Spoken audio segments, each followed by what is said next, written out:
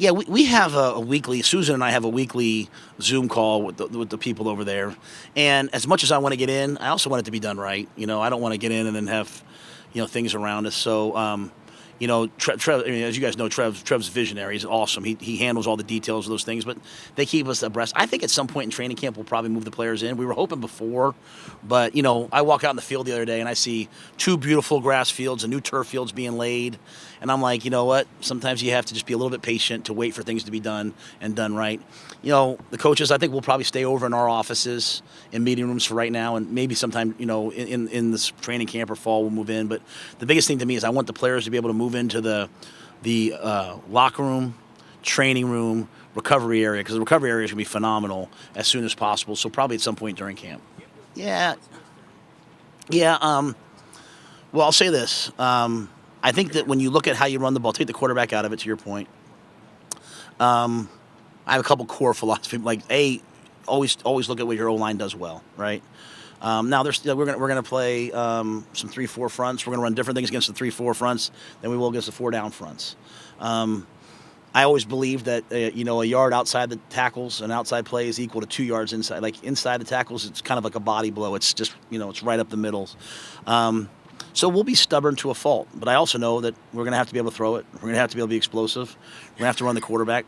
So, I want to be diverse in what we do. We're going to run inside zone, outside zone, power, counter. We're not going to just live off of one thing. But I just want to make sure that we have an interior run game as well, right? So if 1 week I have to spread you out to be able to run the ball inside, I will. If we have to get in tight to condense you, then we will. But I just want people to, when they play us, to line up and have several different things. So there's two different philosophies. Like we'll play some teams and they'll say, we run these two runs all the time. We're methodical with them. We're going to try to be a little more diverse. We're going to run a bunch of plays. The quarterback run game to me doesn't really count as rushing yardage. It's an outlier. It's an potentially explosive play. I don't want to run the quarterbacks to get 3 or 4 yards. I want to run the quarterbacks in a couple different ways. I want to run them. When we're in the red zone. I want to run them on third down. So when the result is either continuing a drive or scoring, I want to run the quarterback when he's part of a zone read type play where we're hoping to give it, but if he pulls it, it's a big play. And then I think a lot of that what Jeff will do is he's going to drop back to throw it, and then he's going to put the ball down and run. And so those count as free yardage as well. So we don't want to just go out there and just be running quarterback power and getting 4 yards. But if that happens, it happens. We want to be thoughtful with the ways that we use him. Yeah, we're never going to say like, hey, start fast, guys. Let's get off to a big lead. That's not us. Like we hope we do. Like we're just going to go out there and play, and then try to wear teams out in the fourth quarter. So, again, that doesn't. I mean, there might be games where we come out and we throw it the first 10 plays of the game because that's what we think we need to do that game to loosen something. I mean, every game's a little bit different, but the core philosophy is we've got to stop the run and run the ball. We've got to protect our quarterback and attack their quarterback up front. So the stubbornness just means at the end of the day, there's going to be some games, Sam, where you go out there to run the ball, and it's getting 3 yards, 4 yards. And I've been on those stabs where the coordinator's like, man, we can't run it today. And the O-line coach wants to fight him. Oh, we can run it.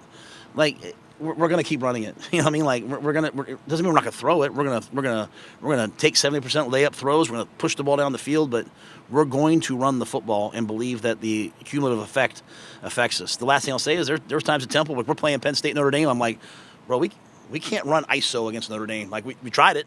We popped one for about 30 yards. They got so mad that, so then we had to spread them out. We run zone read. That wasn't really who we were, but we're going to find a way to run the ball, somehow.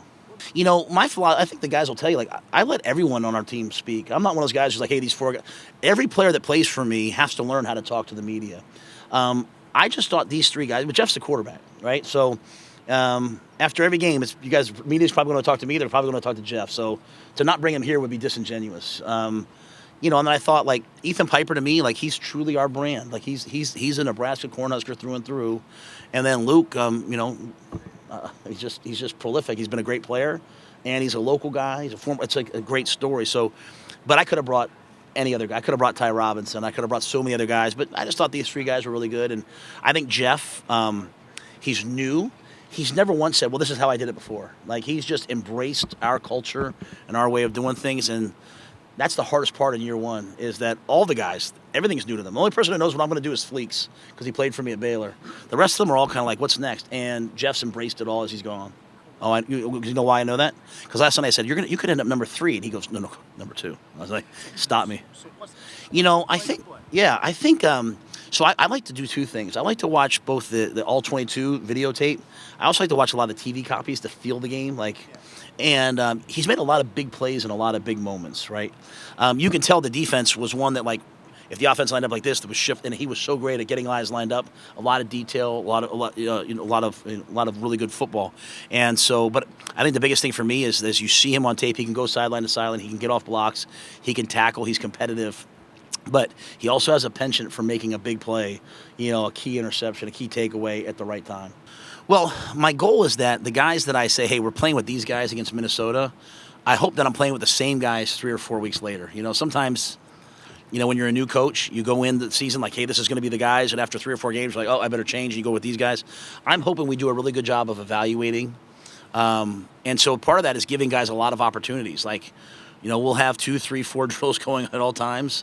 We'll scrimmage, we'll play, we'll see. They've cut the rules way back to you can only be in 8 pads before the first game now in college football. That's I read that, I thought it was a typo. I couldn't believe it. 8 times, to get ready for a game, but the rules are the rules. I'm going to live with them. But I have to find ways to just constantly see who can I count on, who's competitive, because I think finding the right guys in the right roles. A lot of guys can be really successful that are just in the right roles. So getting them in the right roles is hard. You don't want to do it too soon because you jump the gun, and you don't want to do it too late because you play a game and you have the wrong guys playing.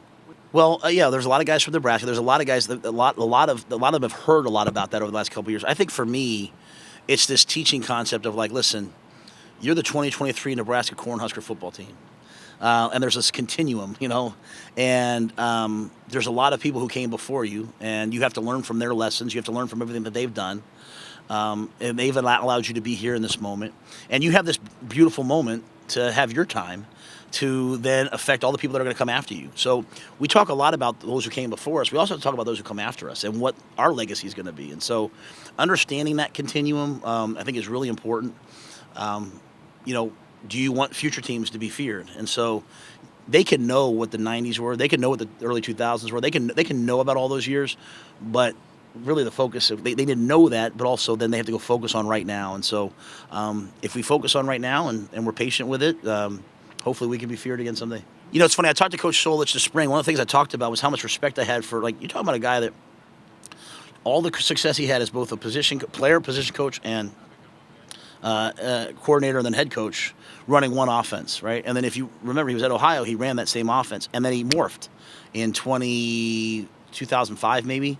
And no, I'm sorry, 2005 into 2006, and all of a sudden now they were spread type concepts, and there was no more fullback, and they were in 11 and 12 personnel. So he changed, and he had the same success. And I talked to Coach. He said, we changed the personnel, but we kept the same core concepts and the same core game plan. So I think when you see coaches that can adjust over time, that's the mark of a true coach. Anybody can say, this is my system, find me the players to do it. My job and our job is to say, here's the players we have, what's the best system for them? As you recruit, you're recruiting to a system, but we have to be flexible. So I was at Temple, we were 4 down. I was at Baylor, we were 4 down for a couple of years, then we went to 3 down, and we won the league. Then I went to Carolina. The first year we were terrible on defense. We were a 4-3. Then we went to a 5-1 hybrid, and we were number 2 in defense. So it's not about, I like to do this. It's about coming to Nebraska, what will win in Nebraska, what will win in the elements in Nebraska, and then always evolving to take advantage of the players that I have.